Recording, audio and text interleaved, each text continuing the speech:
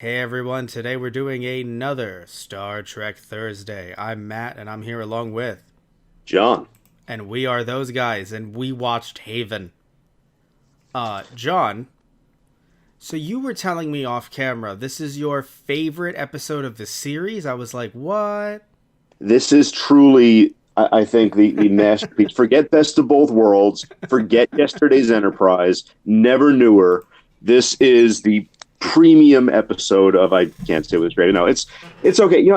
It's not even terrible by season one standards. Like it's not.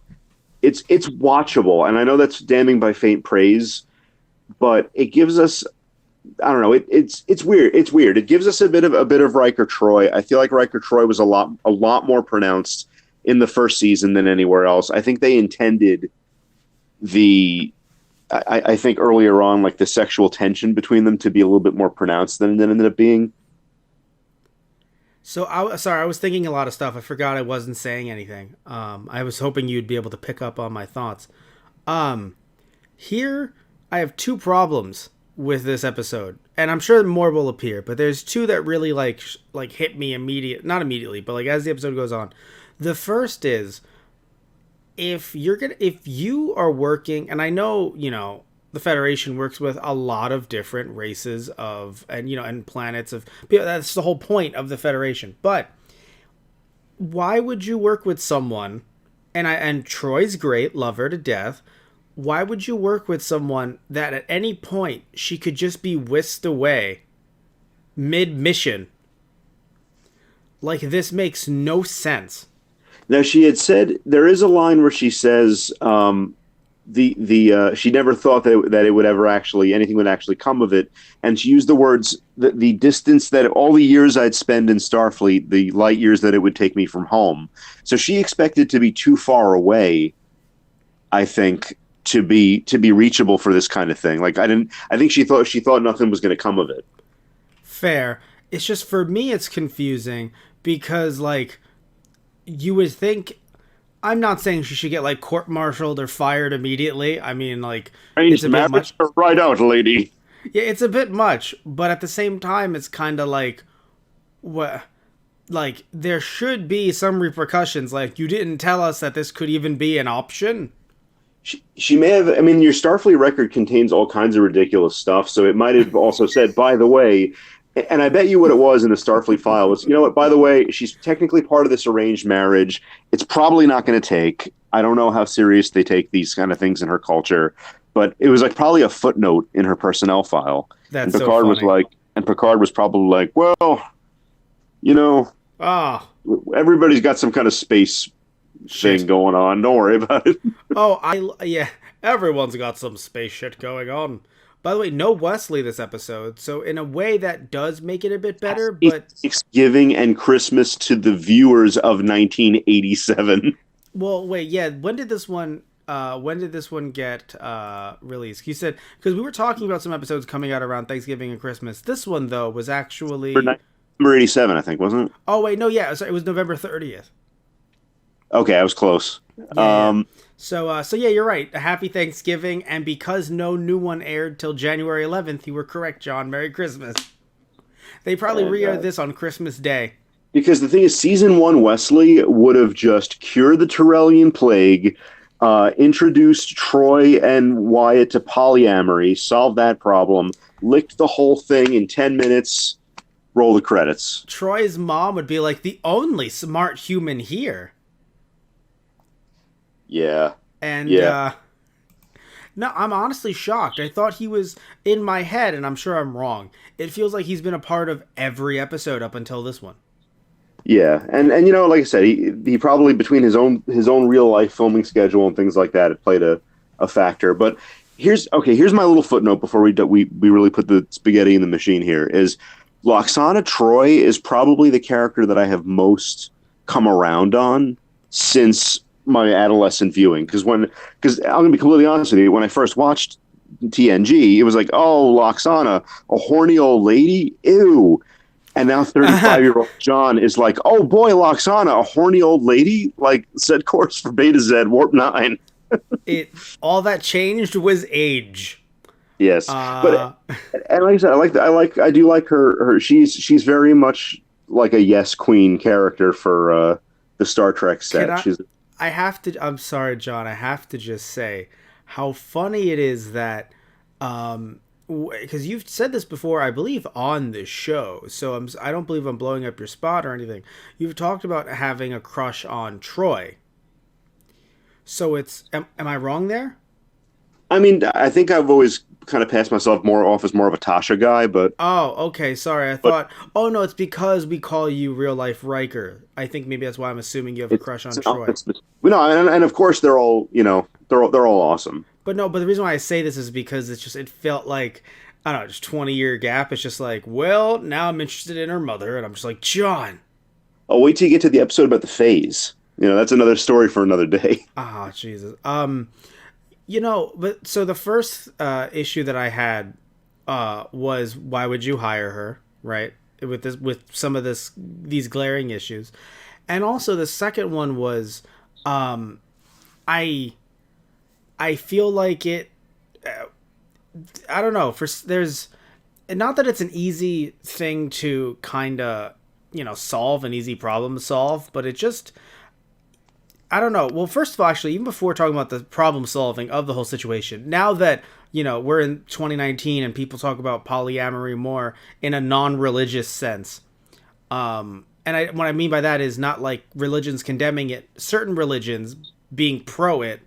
Now it's just more of like a generally talked about topic. But Bible, what? like the Bible in certain parts. Right, exactly. Well, let's not. But let's not talk about that right now. That's not. Yeah, exactly. So what I was trying to get at, I had to take a sip of water before I had a coughing fit. The fact that we have Troy and we have Riker, who I'm actually rooting for them. I'm rooting for those two kids, but it seems like that's been such an on and off plot point for so long that I could swear to you, well, I'm sure it appeared at some point between this episode and the first one. It feels like it only actually happened in the pilot, and then they just skipped to this one. Yeah, I mean they haven't really made a whole lot. In the Naked Now, there was a little bit of like tension between them and things Right. like they really hadn't revisited the previous relationship aspect until now. And that's why it's so weird because it kind of makes Riker seem a little bit petulant It's like because why is he just now yeah, you know and it is I think in this case, like I said, following the thread of nobody expected it to go anywhere, like no one expected the arranged marriage to actually stick, is that he may not have even thought about that, because and then I think it's another one of those cases, and again, this is 80s for all intents and purposes, like soap opera writing. So, it's not the most sophisticated, but I think, with Riker's jealousy, it was one of those, well, he didn't realize how much he really still wanted her until somebody else threatened to take her away, blah, blah, blah, blah, blah. yeah. Um, I was definitely trying to go for that. The whole soap opera kind of vibe, which I mean, that gels with some people, but I don't know if that gelled with some of the Star Trek fans at the time. yeah, yeah. And, I said it was one of those things that I think people really knew what to make of yet because they didn't really know the characters that well and probably didn't have a whole lot invested in their relationship or their past relationship because we really hadn't seen Riker and Troy interact much at this point, like you had said. Yeah, And Marina Sirtis was very underused early on to the point that they were trying to write her out around this time. we Um, should just record clips of this so we could just slide them in whenever we're talking about it because like it's just so true. Like we keep on bringing it up. Like yeah, like she potentially was going to be written out early on. Also, the fact that just two characters who have some history or a character that has history that we barely touched upon over the last like 10 episodes or something like that. Like it continuously happens with this show. Like they treat us as if we know who these characters are, and in introducing stuff it's like no, you have to introduce them, not just say, man, that history we used to have, yes, it was quite historic. TV tropes calls that an informed attribute, where it's basically a tell rather than a show thing. Hmm. Um, yeah. So, and also one other sidebar, because I said one of my favorite things, especially when we do early seasons of shows, is weird continuity bit spotting, and one of them here is that this is one of only two times in the series when Troy calls Riker Bill, and for the rest of the series, everyone calls him Will, and no one ever calls him Bill. So it's one of those, like I said, weird things that were changed early on. I mean, can't you use both? I know Bill doesn't become Billiam, but I've heard both be used for Yeah, Will. it comes down to personal preference, but Yeah. it was just, and again, it's not even really a problem. It's just like, oh wow, this is something that they didn't really stick with. But also, like I said, the intensity of the Riker Troy thing is never really. This is about as heavy as it gets. Ah. Like for the rest of the series, you would almost swear they were like just either just chill or in or I to me it almost seems like they're in like an open relationship. But this is about as like intense as it ever. Like I said, this is the only time Riker ever says the words "I love you" to Troy. Yeah. It it's not that I don't, again, like I said earlier, I enjoy the two of them, like potentially having something. It's just coming up at the most, which obviously is how a story like this is supposed to work. It's coming up at the most inopportune time. But then it's just funny how, like, maybe they looked at the ratings and thought, oh, no one wants the love angle. And I think really no one just wanted the forced marriage angle, Yeah, you yeah, know? Or and though maybe that's I'm wrong. Like maybe fans at the time were actually really clamoring for them not to be together, and maybe that's just what it was. But I feel as if it was executives looking at the ratings dip, because there was a ratings dip from, let's see, Hyde Q had 11.0 to 10.3. Maybe they saw that dip, which was 10.3 was not their series lowest. Their series lowest was actually The Last Outpost, which shows you something. yeah. But it was really close to being their series lowest, minus Last Outpost and Code of Honor. So yeah, maybe they were like, you know what? Let's not have any more dips. Let's not have the two of them be lovey dovey. The fans don't want lovey dovey. When, I don't know, in my opinion, I feel like I can't speak for all fans, especially because I'm not a super fan like you, John. But I don't, tell me if I'm wrong. I don't think you had a problem with them potentially having a love story of some sort. It's really a random arranged marriage ending in the way that it ended. That you're like, oh, this episode is, well, It was, well, you know what it was? It was kind of like a Twilight Zone, Outer Limits, like almost maybe even original series type story too, that we were still getting back then, where it's like this dream, this dream woman ends up being this woman that was in this guy's dreams ends up being real. So it really, it's like it's a fairly off the shelf like kind of romantic plot things. Like I said, I don't know. I get the sense that they were kind of just trying to introduce the Riker Troy relationship more fully, but then from there on, they don't really do anything with it. And I don't think at this point, I don't even think that. Like I said, I can't speak for every fan back then, but listen, we barely knew these people, so I feel like this was really our first chance to get a look at it. And maybe that you said, I think viewers at this point hadn't made up their minds about it because they barely knew them. yeah. Also, speaking of the Ferengi, in the Last Outpost, the actor who played the main Ferengi. Yes. Yes, Armin Shimmerman. He's the guy that goes on to play Quark, and probably the best known Ferengi in Deep Space Nine, and he was the face on the treasure box. Yeah, he was the silver face, which I was like, by Oh, the way, the one thing I love about any show, Star Trek especially, is that even though it's supposed to be a what the fuck to everybody other than Troy in this case, it's still so funny that they just have this face, oh, da da da da, and then she's like, oh no, and Picard's like, could somebody explain to me what in the fuck is happening? Like, it's just so funny that, like, we're supposed to just be like, ah, yes, normal. This is normal. I love it. Like, I, that's something that's. Oh, by the way, this was actually his first ever Star Trek appearance in film. Like, it was aired later, but they filmed this before the wait, Ferengi. Haven was recorded before Yes, Last this Outpost. was. Yeah. I knew it was aired out of the order that it was produced in, but I didn't know that. All right, I don't take a Yeah. look at that. So that was one of his earliest things. Again, he would become best known. He plays another Ferengi of the week later on, and then he goes on to be Quark in Deep Space Nine. Super guy, actually, really really nice, and kind of a class act. No, But yeah. he's We've, yeah we've he talked was about this. He definitely is someone who can do comedy really well, and for some reason nobody reined him in to be like, evil space Ferengi. Like, it was just like, no, I'm gonna do this, and this is evil, right? And I don't know why. They must have been like burning the oil. Like, they didn't have enough film. They were like, yeah, it's fine, man, whatever. It's exactly. It's hard. It's hard for him to act evil because he's just that nice a guy. But yeah, between having him be a Ferengi and having him be like a talking silver face, they definitely subtlety. They weren't doing subtlety with him early on in his Star Trek career. I only paused because apparently Will Wheaton reviewed this episode for AOL TV in 2007. I feel Yep. like I should get a senior discount for all of those words, Yep. for knowing You know, what all of that is. I read those reviews. Oh, really? Yeah. So then, do you remember what he gave the episode? He really shouldn't remember. Do you remember what he gave the episode? Now, what do you give it? A grade of B, even though B? he did not like it, from the looks Yeah. of it. It's still well, it's still like better than average season one episode, I guess. Yeah. But either way, though, yeah, it's I didn't hate this episode. It's just some stuff. Everything. The way it wrapped up. Everything. I mean, obviously, I knew she was gonna be real.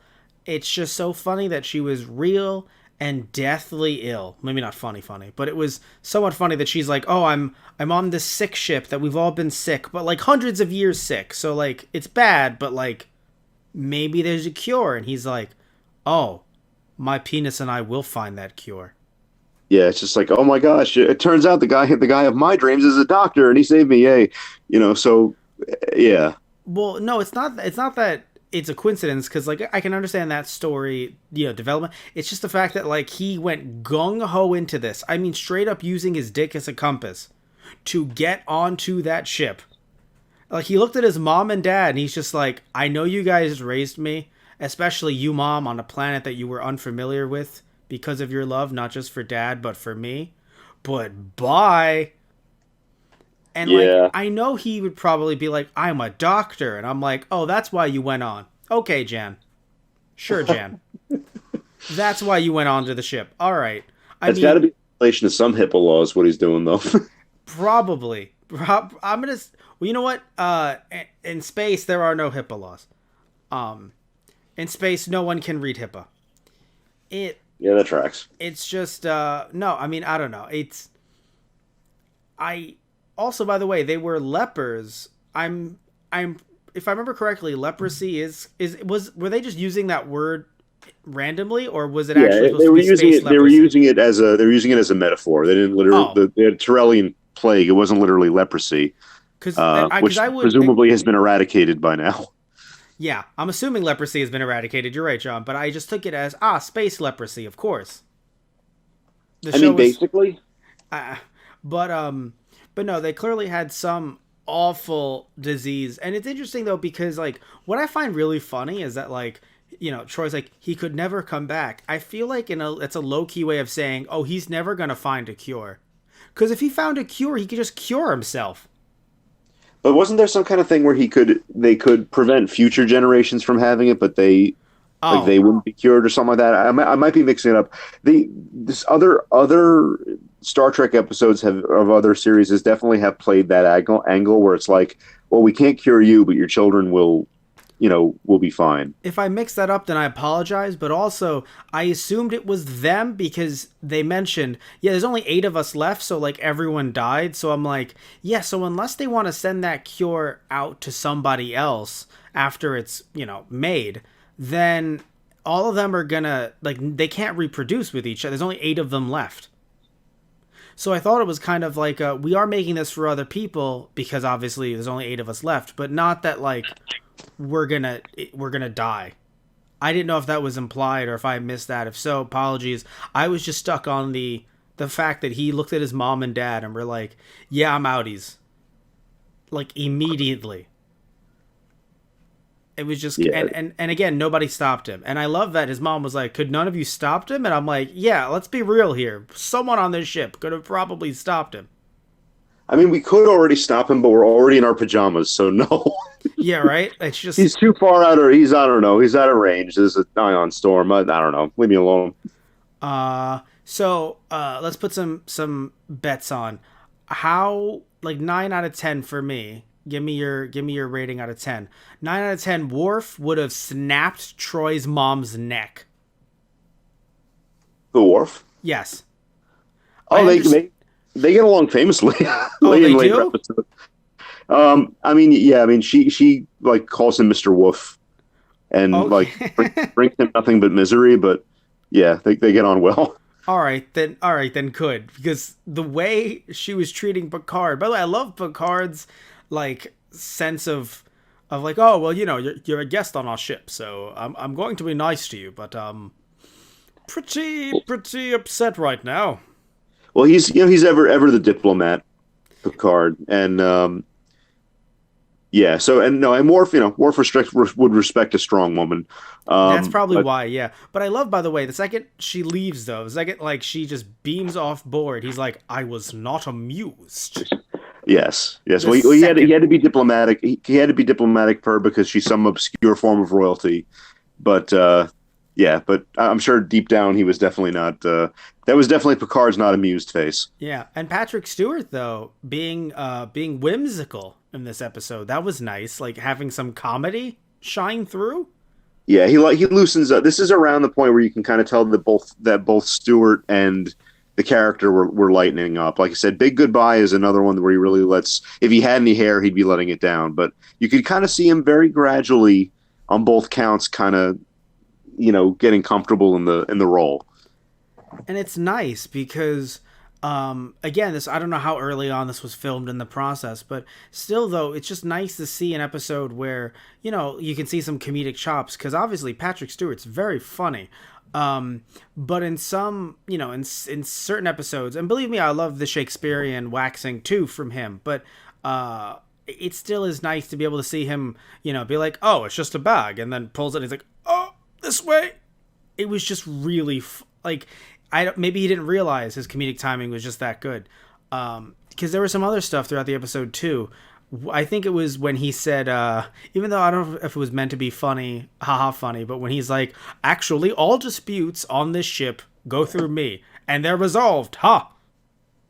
Yeah, that was a little bit of levity, Yeah. levity from the captain at it. Because also that's part of he said first and foremost his strength is that he's a diplomat, so that's him kind of using a little bit of levity to diffuse the tension. And I think even the more uptight Picard from these earlier episodes, he knew how to do that. He knew when to loosen up a little bit for the benefit of everybody else in the room. Yes. Speaking of loosening up, Data. This episode was great for Data and for his actor. I mean, just the idea of him just like learning all of these new facts to the point where it's like, Data, they're about to knife each other, but I want to see how they do it, Captain. Well, this was probably like reality TV for Data. I mean, well, no, but it's different. Reality TV, you want to see things crash and explode. For him, he's like, I just want to learn new information. So if they crash, so be it, Captain. It's kind of like he's filming a nature documentary, and he's like, well, I can't interfere.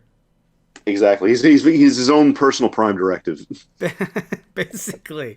And so it's so funny, because yeah, oh my god, when he asked Holm, it was Mr. Holm, wasn't it? Yeah, home. Yeah. When he asked him, "Are you part human?" He was so fucking upset.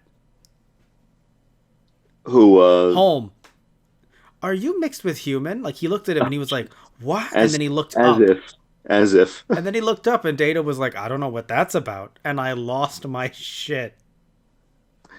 But yeah, heavy Lurch vibes from Mr. Home. Yeah, I thought we would have seen him earlier, but no, he's not the same actor that played he was with the guy who was with the traveling grifter who was like, Wesley, oh my god, you're Space Jesus. They're not the same person. Yeah, he's not the Traveler. It's similar forehead. I know what you're talking about. Yeah, and they're both very tall. The Traveler. I didn't think the Traveler was that tall, but I could be. I haven't seen him in an episode in a long time though. Yeah. But yeah, oh, by the way, did speaking of Wesley, did his mom get a haircut?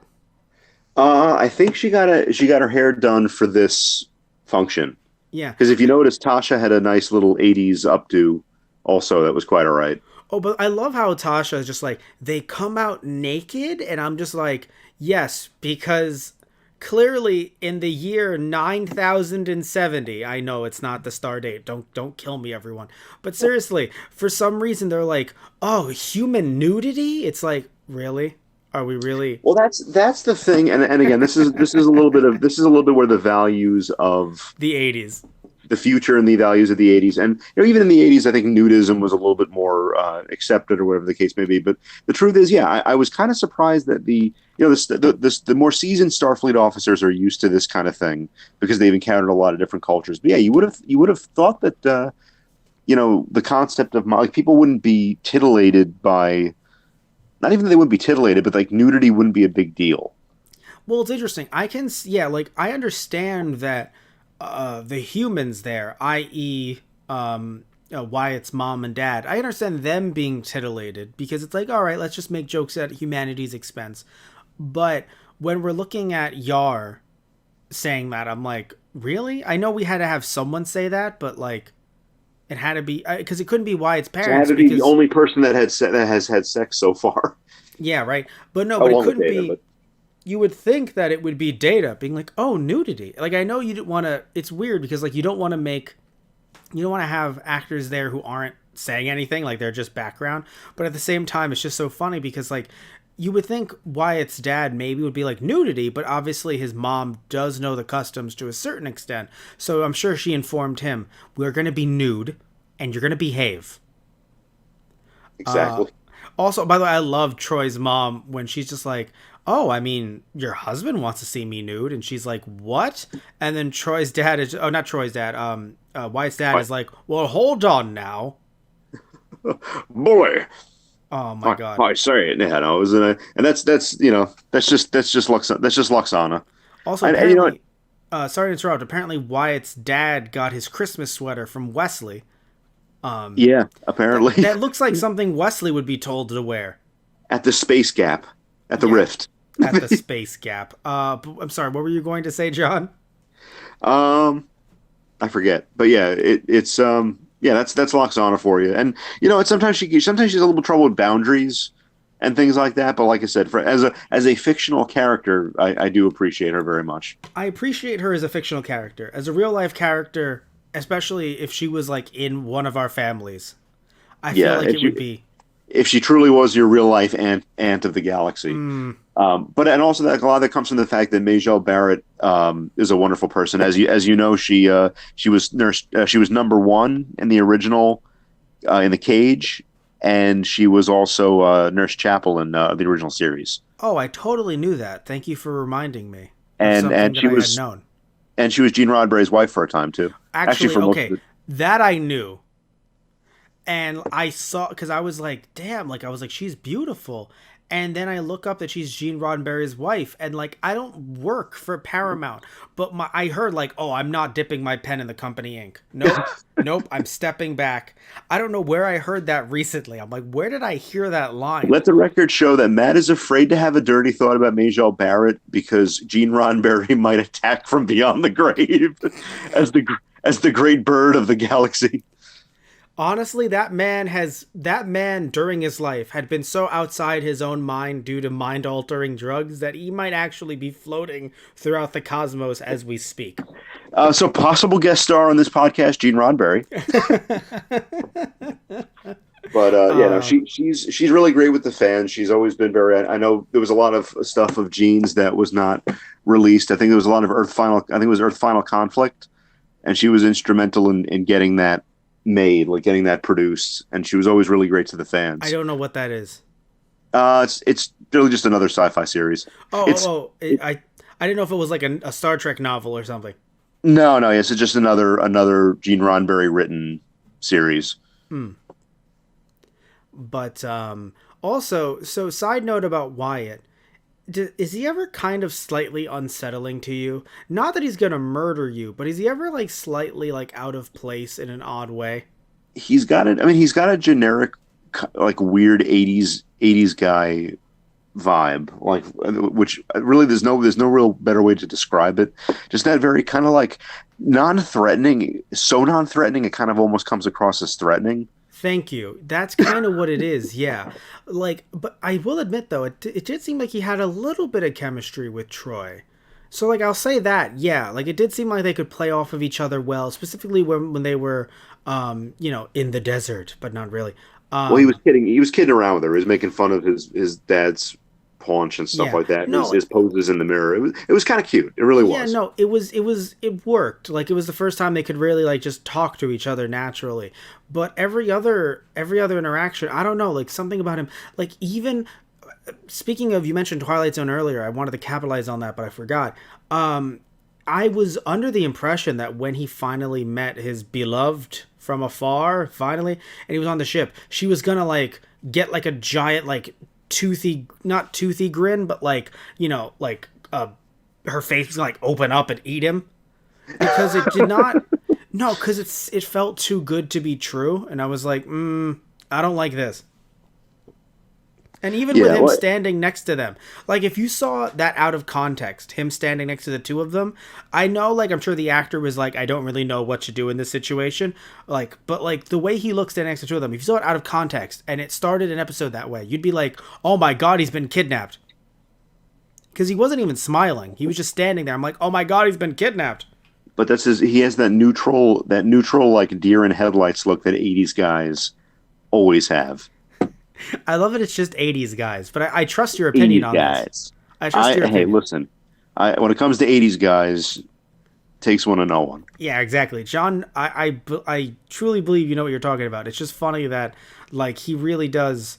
He has. It's funny. I saw the phrase because I'm on the Wikipedia page for Haven right now, and I just saw the word tractor beam, and I'm like, he has those tractor beam eyes.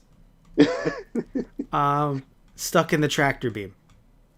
Yeah, caught in the tractor beam, caught in the running lights. Yeah. So yeah, it's not like the worst episode we've seen so far. Believe me, we've already reviewed some of those worst episodes. You can hear our thoughts on some of them. Specifically something like Code of Honor. Yeah, or really most of the episodes up until this point, with a couple exceptions. Although, honestly, I keep saying that. I really think that the only true bombs that we've had to this point were Code of Honor and Last Outpost, with Naked Now as like a, a runner up. Yeah, But exactly. the other ones haven't been terrible. I feel like No. I feel like the badness of season one tends to get exaggerated, especially from this point forward, because it really does start to pick up from here. Yeah. Like after the episodes after like the Christmas hiatus, it does get consistently better. There's still a few duds in there, but you definitely notice an improvement. You can tell that this crew is getting their proverbial their space legs. I mean, even just seeing a screen cap of the big goodbye, I'm like, I'm interested. Yeah, Big Goodbye. I said, and we'll talk about that when we get there. But the Big Goodbye, I think, is the first truly like really good episode of the series. It's also the first holodeck malfunction episode. But and for reasons that we'll get into then, like I said, this is the point where actually I would say I would even go so far as to say it becomes more than watchable. Because I know that's been my favorite word so far. Is this episode was watchable. You Right, can right. But yeah. So anything you want to say about this before we start to wrap this one up? No, I mean that pretty well covers it. Introduces Loxana, introduces a little bit of Riker Troy that would go someplace in time, but not really. So yeah, it was a good, I feel like, establishing episode. It set up a lot of things. Yeah. So Um, silliness aside, from some of the newer characters, I do think that some of the, and of course that one line from Yar, I do think that everyone worked well together, and it made sense. Like, oh yeah, I could see this person saying this or doing that. It's interesting though that for the most part though, there were certain characters, again, a little bit like Yar, like Beverly, like Geordi. There we go. I was like, because my head was thinking Georgie, and I was like, no, that's it. that's we got tachyons down here, Georgie. Yeah, no, like I was like, it's Georgie. I was like, no, no, no, no, no, no, that's not. We all Wrong franchise. Wrong franchise, sir. exactly. Although Tim Curry in TNG would be real nice. Oh, Captain, I'm afraid so. Oh God. So point being, is that it was funny how they were there. Like, I think I appreciate them because I'd rather them be there and not do much rather than them not be there. And it's like, but you are an integral part of this ship. So I just talked about an episode. I'm pretty sure it's going to be out already. Just talked about an episode with Anthony, The Enemy Within. And one of my biggest, funniest critiques of it, in my opinion, funniest, but I'm a little biased, was that even though they were on the deck, they never panned to the left because then they'd have to explain why Nichelle Nichols wasn't there. So Well, they just never could just say panned. she had the day off. I mean, Well, of course, because again, rotating cast, but they just never panned to the left, and it was hilarious. let's just not look at that side of the bridge. Nobody Yeah. look over that way. You know, they didn't. They literally didn't even show a chair that she could or could not be in. Like they just filmed it a little bit to the right. The 2 or 3 times they were on the deck that episode, and I laughed really hard. So yeah, I'm happy that they're here because yeah, no Worf, but like still, and randomly no Wesley. I guess he's doing homework or something. But I would rather that than randomly having Worf and Wesley here, and then getting rid of crewmen that are, I would argue, important to some of these decision making. These decisions being made. Yeah, if Some of there's these no meetings. if the character doesn't add anything by being there, I would almost rather they just not include them than like. And I know a lot of the later series, and I feel like Voyager is kind of guilty of this, where they would have to include everybody in every episode, So even if there was nothing of value for them to do. So Like then they would, my question to you is: do you think then that some of these characters should have been cut? Do you think that they actually brought something to the episodes? I would, for the most part, I mean, in all fairness, I would say that other than that one line, like Yar didn't really, again, they didn't really know how to write for Yar, to be completely honest. And Crusher needed to be there because of the connection with Wyatt. He had to get the hypo sprays and things like that. Right. So yeah, I think Tasha was really just a cameo in this one. That's fair. That's fair. Yeah, I mean, again, I'm okay with them being there. Again, if they're big enough to, because even though Tasha was more of a cameo, I would argue she should still be involved in some of these meetings. That's what I was trying to get at before. So, like, I personally feel like it's like, okay, it's cool that she's there, but yeah, it also does seem odd that she had nothing to say, especially her being as tough as she usually is.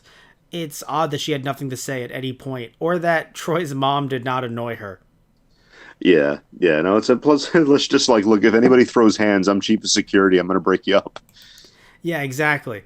So yeah, so I think we're good. God, just Troy's mom though. Just she was also very funny. Did she have contacts on by any chance? Because I was under the impression she had them on because her eyes were demonic. Yeah, betazoids have black eyes, so they may have given her contacts to get that look. Yeah, but it wasn't like it was contacts and then some, if you know what I mean. Like they were larger than her normal pupils. Yeah, betazoids have big black pupils. I think All is right, the then. is the general rule. Okay. So anywho, I would like to thank you all so much for listening in as always. If you're watching this video on our YouTube channel, thank you so much. Please remember to like and subscribe, those guys on the radio. And if you're watching this, or rather listening to this through our Podbean account, because we're on Podbean now, thank you so much, helping us be us, listening in, and just having a good time. So, follow us also on Twitter at Those Guys Radio. Tweet at us some of your favorite Star Trek eps, especially some moments from this episode in particular, or some of your least favorite. Would love to hear what you guys have to say about that. So, tune in next time for another episode of Star Trek Thursday, where I may or may not, I use words daily, have John on. And if I do have John on, we'll be talking about another episode of Star Trek TNG, specifically The Big Goodbye. So on the next episode of Star Trek. The next generation. Da, da, da, da. Okay, so love you all. Take care. See ya. You could say goodbye, John. Can I say the big goodbye?